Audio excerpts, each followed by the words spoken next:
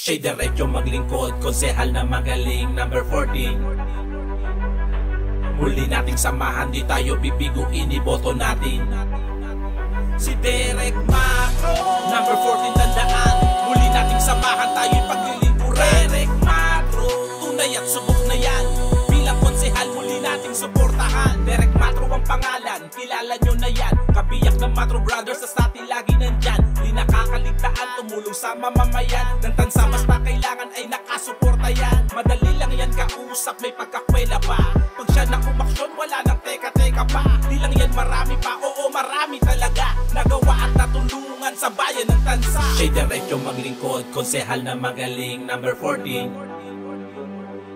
Muli nating samahan, di tayo bibiguin, iboto natin siya diretso maglingkod, konsehal na magaling, number 14. Muli nating samahan, di tayo bibiguin, iboto natin si Derek Macro. Number 14, tandaan, muli nating samahan, tayo'y paglilingkuran. Derek Macro, tunay at subok na yan, bilang konsehal muli nating suportahan. Derek Macro.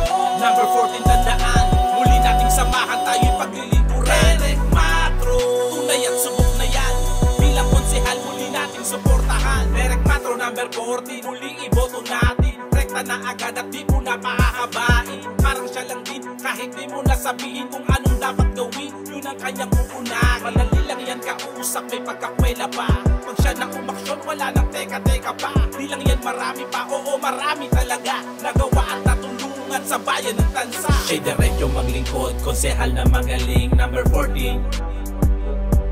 Muli nating samahan, di tayo bibiguin, iboto natin siya diretso maglingkod, konsehal na magaling, number 14.